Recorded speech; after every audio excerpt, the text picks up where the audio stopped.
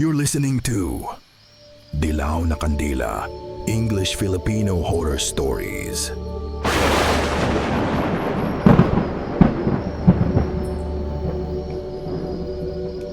Hello everyone, I'm Eric, but everybody calls me Sir Sig, a Filipino writer and horror story host, and this is Dilaw na Kandila.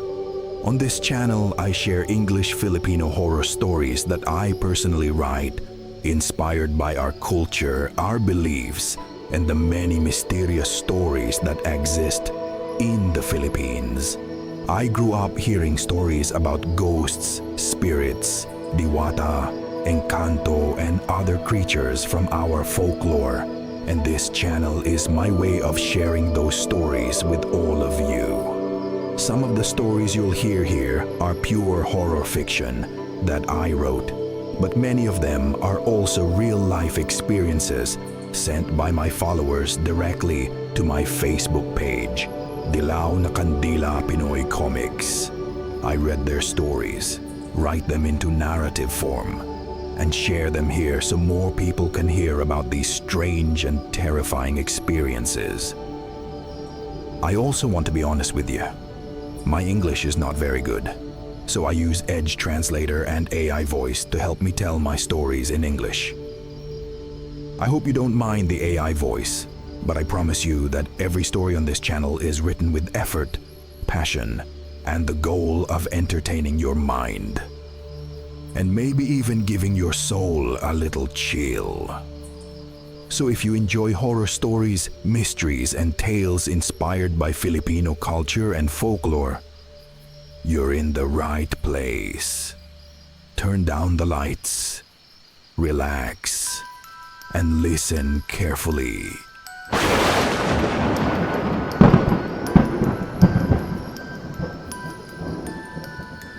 The Incarnation of the Spirit of War.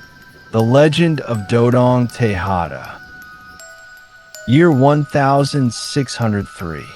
In the remote forests and coastal villages of the Visayas, the world was peaceful during the day. But when the sky grew dark, the wind changed. Because in those times, monsters did not exist only in stories. The Aswang were everywhere. And the elemental beings that lived within nature. Some are kind, some are cruel, and some are evil down to their very bones. In the middle of that fear, there was one clan that kept the balance. The Tejada clan. Across the Visayas, they were known as the guardians of nature. Warriors who wielded anting, sacred prayers, and ancient rituals of the earth to fight the creatures of darkness. But among all the warriors of that clan, there was one young man who was different. His name was Dodong Tejada, only 22 years old, strong build. He looked like an ordinary provincial young man, but when he moved, it was as if he carried the strength of 10 men. His reflexes were sharp. His hearing was keen, and he was fast as a deer. But there was one problem. Anting did not work on him.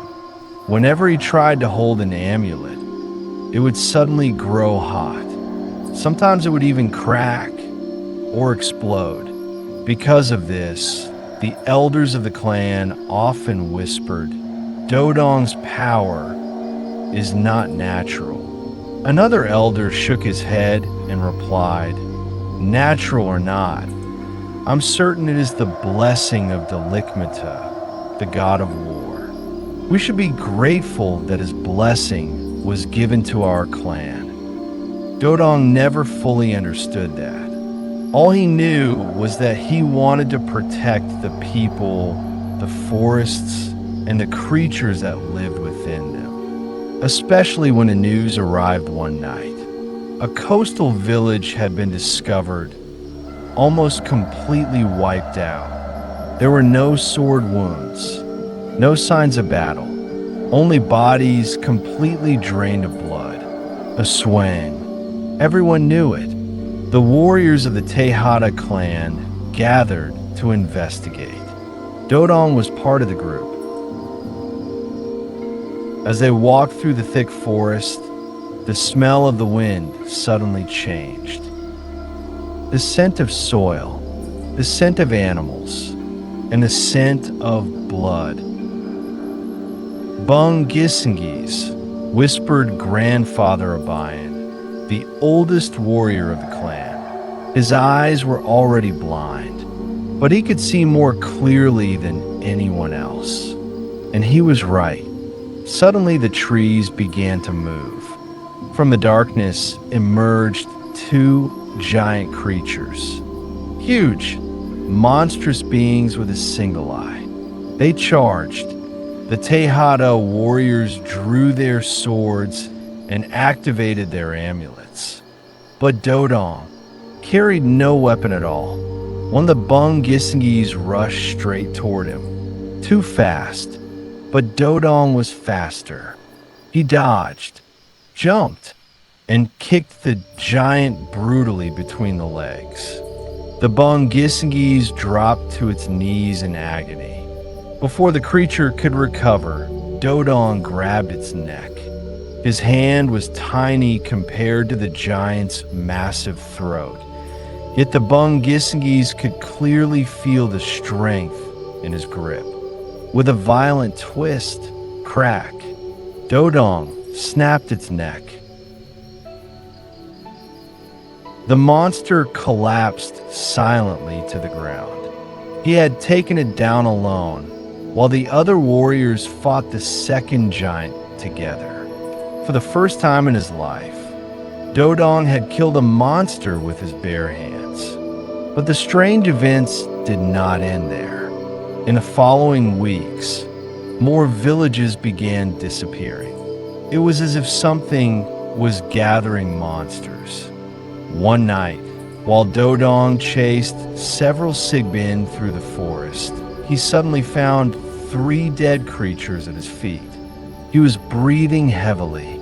The night was silent. Then clap, clap, clap. Someone was applauding in the darkness. A man stepped forward, broad-shouldered, long hair tied behind his back. In his hand was a bamboo jar filled with liquor, and at his waist hung a Campilon sword. The air smelled strongly of Lambanog. Not bad, the man said, taking a drink. For a boy who hasn't even grown a mustache. Dodong tightened his grip on his BOLO. Who are you? Are you in a swang? The man burst out laughing. Ah, with a handsome face like mine? You think I'm in a swang? He pointed to the Sigbin on the ground. You see those 3? They disturbed my sleep, so I dealt with them. He took another long gulp of liquor. Then another. He walked closer to Dodong. Judging from those tattoos, you're a Tejada. But why aren't you carrying an amulet or a weapon? And yet you're hunting Sigbin with that much courage. Impressive. Who are you? Dodong asked again. The man scratched his head. You really don't know me? Another drink. Carlo. A moment of silence. Carlos Managuit. Dodong's eyes widened. Even in the Visayas, that name was known. The drunken warrior from the Cordillera Mountains. The man rumored to have sealed 2 monster kings in Iloilo. Carlos studied him carefully. The drunken look disappeared from his eyes. His expression became serious. He stepped closer and tapped Dodong's chest with the tip of his Campilon. There's something strange in your blood, boy. That isn't just human strength. What do you mean? Dodong asked. Carlos smiled, but it wasn't a friendly smile.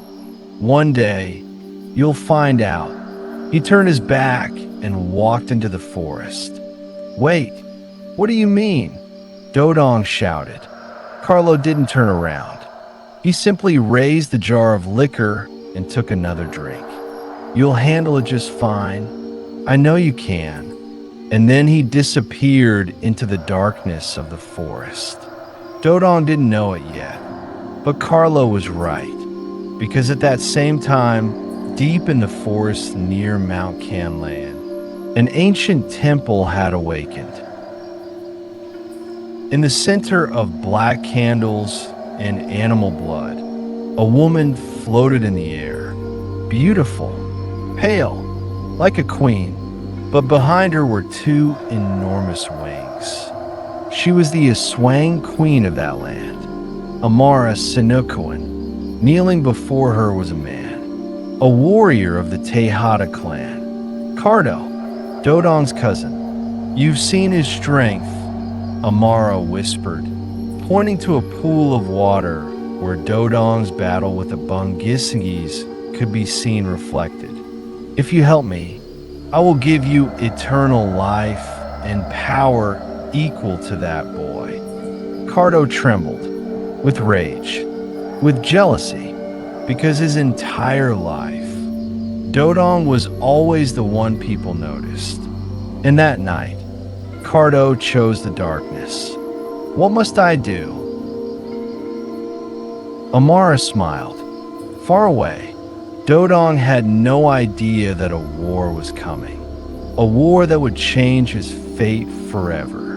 And deep within his blood, an ancient power was slowly awakening. A power destined to lead the next generation of the Tejada clan. And deep within the forest, monsters whispered among themselves.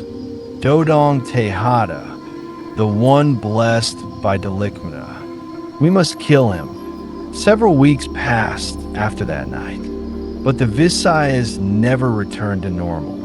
More villages began disappearing. More animals were found dead. And at night, shadows moved between the trees. Something was gathering the creatures of darkness. In the secret sanctuary of the Tejada clan, the warriors gathered. The surroundings were silent. At the center of a circle of fire sat Grandfather Abayan. His eyes were blind, but his hearing was like that of nature itself. Something is coming, he said softly. A powerful dark energy rising from the south. He took a deep breath. Something is commanding them. The warriors remained silent. But at the edge of the fire's circle stood Cardo, quiet, head lowered, and inside his chest, a secret had begun to spread. A curse. Meanwhile, Dodong was training at the edge of the forest. He carried no sword, no amulet.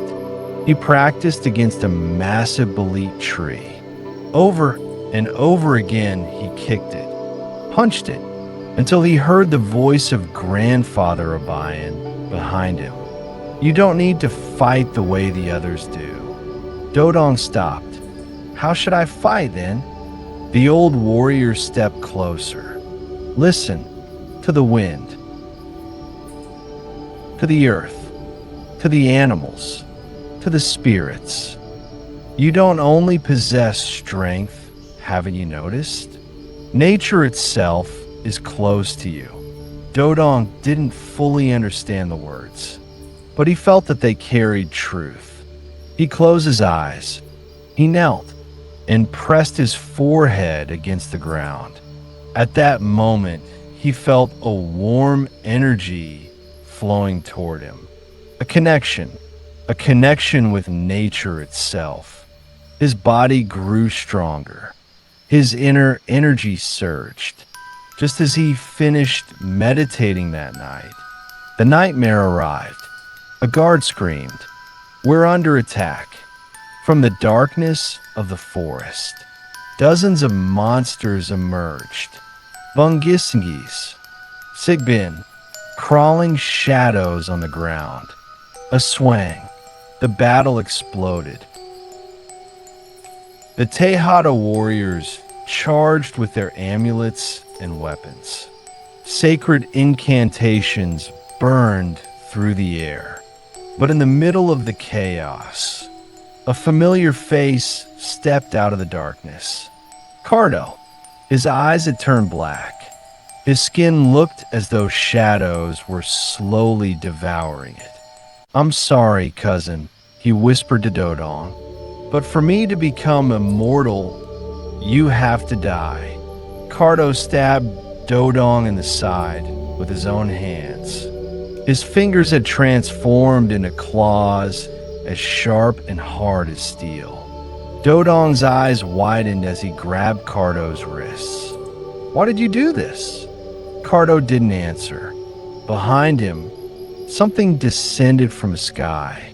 The queen of the Aswang, Amara Sinukuan. Her wings spread wide like shadows swallowing the moon. "At last," she whispered.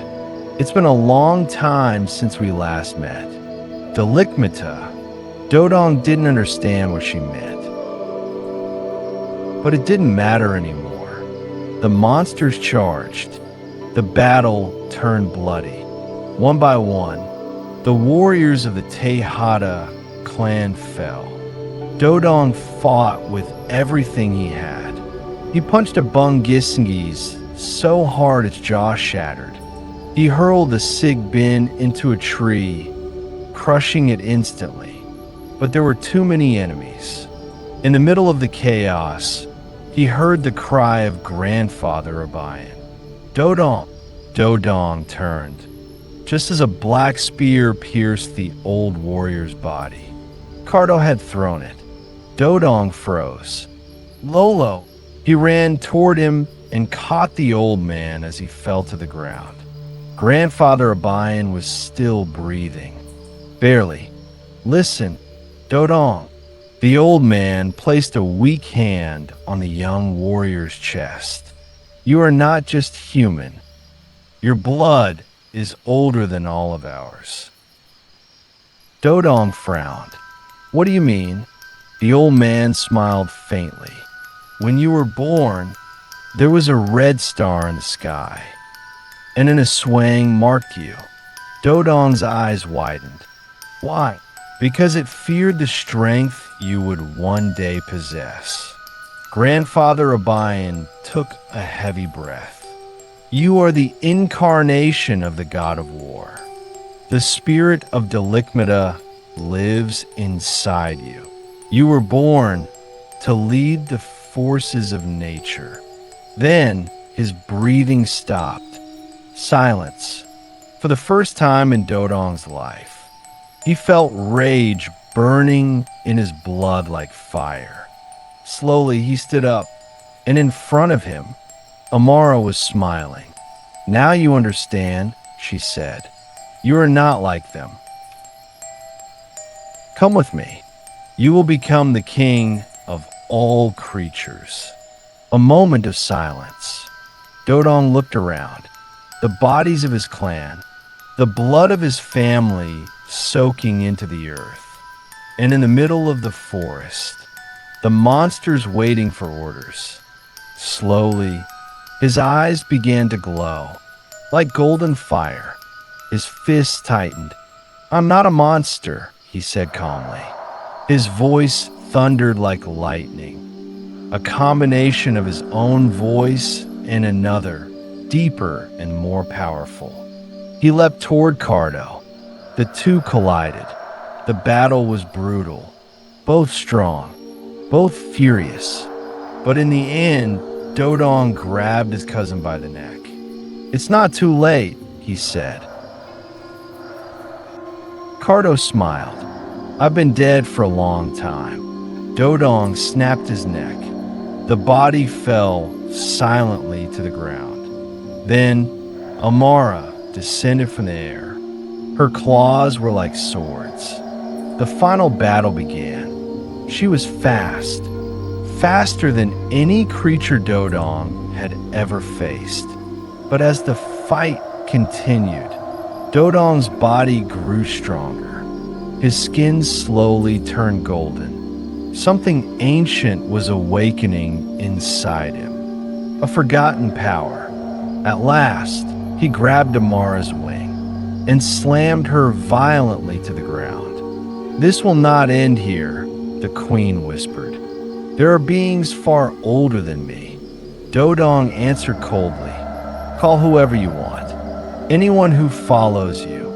I will crush them." Then he threw a devastating punch. And there, the life of Amara Sinukuan ended. Or did it? Days passed. The forest became silent. No one remained of the Tejada clan, except Dodong. He walked alone out of the forest. In every village he passed, he heard whispers. They spoke of a young man who killed a swang with his bare hands. No weapons, no shields, no amulets. A warrior, a protector. And in a distant mountain, a man sat on a rock drinking liquor. Long hair, broad shoulders. Carlos Managuit. He smiled as he looked toward the south. "Not bad, kid." He took another drink. "Not bad at all. I guess I can finally go home. The Visayas is a guardian now." But deep within the forest, in places no human had ever reached, other creatures had awakened after Amara's death. Older, stronger, and in the darkness, a whisper spread. "Delicmita, we will settle our score once again." The end. Thank you for listening. I hope you enjoyed hearing Filipino tales, folklore, and true stories from my culture.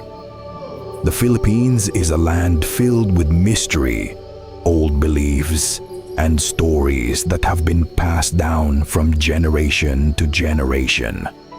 Through this channel, I hope I can share a small part of those stories with all of you. If this story gave you chills, or reminded you of something strange that happened in your own life, then maybe the world is more mysterious than we think. If you enjoy Filipino horror stories, folklore, and real paranormal experiences, and you don't mind that these stories are narrated using an AI voice, don't forget to like the video, subscribe to the channel, and turn on the notification bell so you won't miss the next story. Don't forget to like the video, subscribe to the channel, and turn on the notification bell so you won't miss the next story.